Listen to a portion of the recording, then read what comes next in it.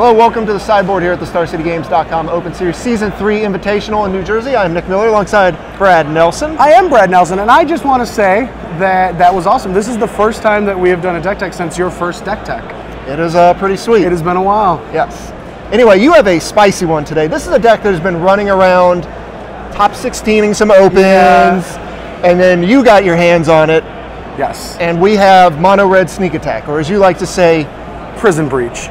Right. Because it's all the prison elements and through the breach, and it's a cool, catchy name. Cue the 90s music right yes. here. But it is just mono red sneak attack. And the reason I ended up jumping on the deck was because the people that were playing it, it showed a lot of promise, especially in a metagame like the Invitational. So that's one of the reasons why I'm jumped on it. Right. As someone who is super on his Esper Deathblade list, and now transition to this. Well, I mean, I asked myself a question. I'm like, how do I beat this deck? It has elements that lock me out of the game completely, like Chalice of the Void and Blood Moon. It has Infernal Titan, so I want swords, and I need counter magic to beat through the breach and sneak attack. Like, I don't know how to sideboard, and that's why I started playing the deck, because I don't know if any deck knows how to sideboard against them, because they don't actually have the tools, especially in an invitational metagame where there's a lot of fair decks. Right, it's got the surprise factor where you're hitting them from a bunch of different angles. For those of you not in the know, sort of like the show and tell deck, except for your mono red, and you're pushing out sneak attack and big monsters super early, going for broke. You got Seething Song, Seaman Spirit Guide, Lotus Bloom, all the stuff, all the soul lands. You got Sandstone Needle. Everything is just. You've got a lot of mana, and so your goal. You have two different goals. One is to just jam, hope they don't force a will, which sometimes they do, sometimes they don't. Or you have prison elements, like turn one Chalice for one, which is good against a lot of the fair decks.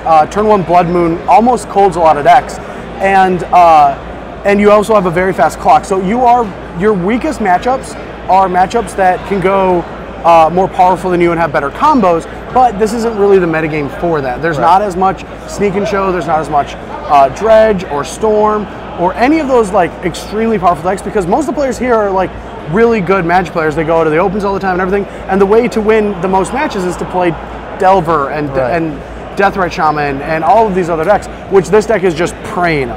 Right. And you as yourself, always on the metagame, looking to capitalize, just like a few invitationals back when you ran the Naya control deck and standard. So, I always want to play a deck that is doing what my opponents do not have cards for. Inferno Titan, 4 of.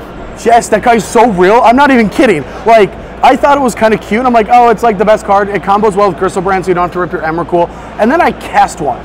And then I realized that my opponent has no way to beat it. It just comes in, kills a Delver, kills like a Stoneforge Mystic, kills 3 Elves, 3 creatures out of mono white, like Death and Taxes. It just hits them hard. And it deals 12 without any fire breathing on its own through a sneak attack. But it's a real card. I'm playing a Cavern just for the 4 Infernal Titans. Just to name Giant. Cavern on Giant, how you like that? Yeah, and it works. And the guy is so much more powerful than I even gave him credit when I started testing. I thought it was a gimmicky deck. I played a couple games. I was sold after 5. The splash damage he has when you just cast him and shoot down a bunch of literal splash damage. Then comes the 6 more. Now the sideboard, your deck is all basically 4 of, so it's just super linear. This is what we're doing. Sideboard, Goblin Rabble Master. This isn't standard. Well, see, I was talking about how this weekend I'm Rabble, which is Rabble both formats. Right. So Rabble without a cause. But the reason that Rabble Master is so good is people think, like, how is that a legacy card? Like, I was talking to my buddy Jake Van Lunen about this deck. He's like, how is that a legacy playable card? I'm like, A, they don't want that much removal after sideboard. B, it's 1, 6, 8 dead. It deals 1 the turn it comes into play, 6 the next turn, 8 the next turn, and then they're dead. And so if you complement that with either another Rabble Master or a prison element like a Trinisphere or a Chalice or a Blood Moon against decks that will want those when they don't have a lot of creatures in their deck, they have to not only think they have to disrupt your combo, but your combo comes down on turn 1 and takes 4 turns instead of building and being a turn 3 or 4 kill.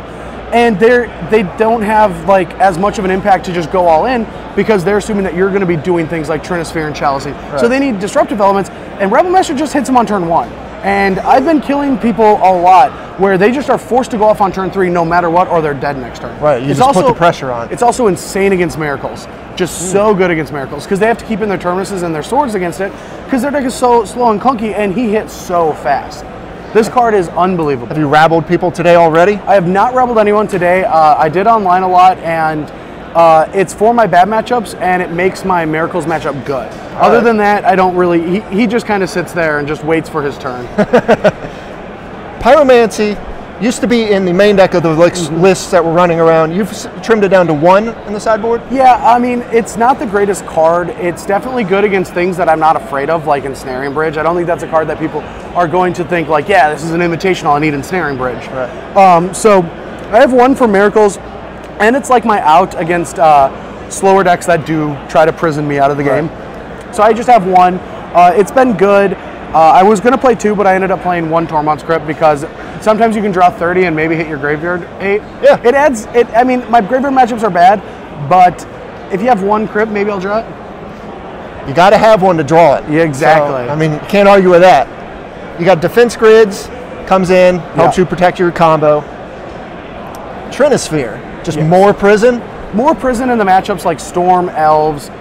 Those monocolored matchups or Storm matchups are a little bit tough with Blood Moon, and you want more prison elements against them. So we have Trinisphere to do that.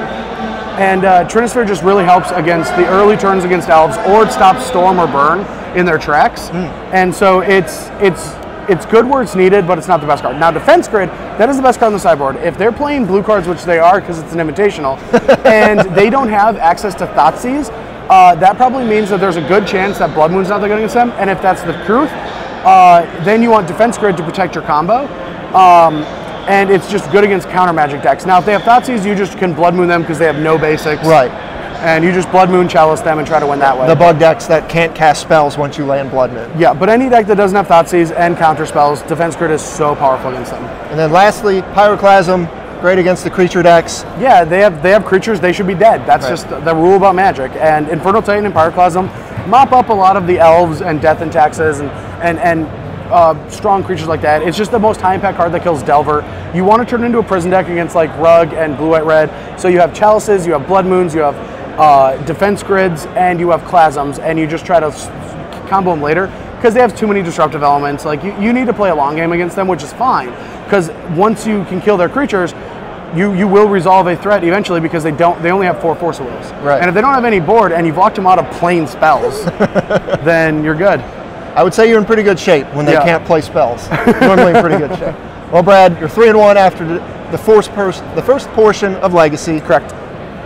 Good luck to you. Thank you. For sitting down on the sideboard. Stay tuned to StarCityGames.com all weekend long for all the coverage here at the Invitational.